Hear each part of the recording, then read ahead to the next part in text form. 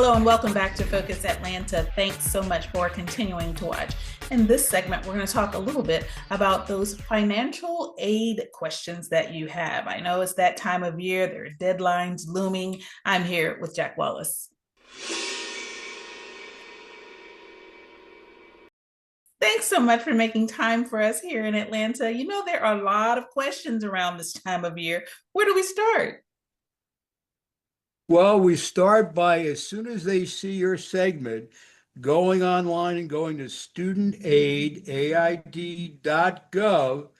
And as the high school graduate and the parent or guardian for the class of 2026 need to set up an account with the U.S. Department of Education so they can then fill out the FAFSA. So both the student and the parent or guardian that provides the most amount of support to the dependent student need to have an account. And once they do that, it takes a couple of days, and then they'll have an account. Then they go back in and they fill out the famous FAFSA form. Now, one of the things that people think is, oh, I make too much money, my kid's not going to get a dollar.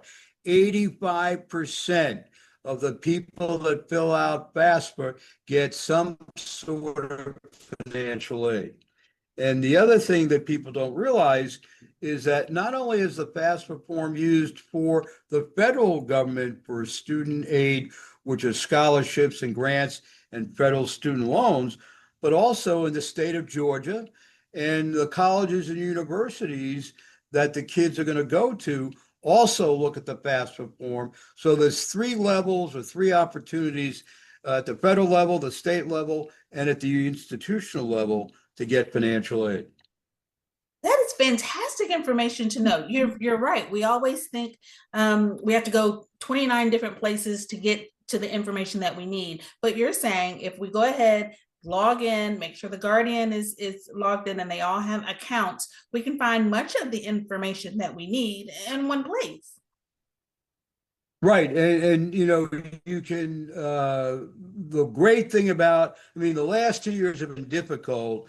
In fact, the Georgia class of 2025, the high school class, was okay. They were not as good as they should. We want to get in like your football teams into the top 10 in the United States for filling out the FAFSA. So that's the challenge we put to the parents and to the guardians and the kids for the class of 2026.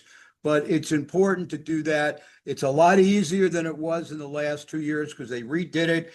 Now there's less than 40 questions. It used to be over 100. So that means the amount of time it takes, there's no excuse. The other thing that's important that was a barrier was that a lot of families didn't want to share family financial information with the student. And now with the new form that came out 2 years ago, you can check a box and have your financial data sent directly from the Treasury IRS to the U.S. Department of Education.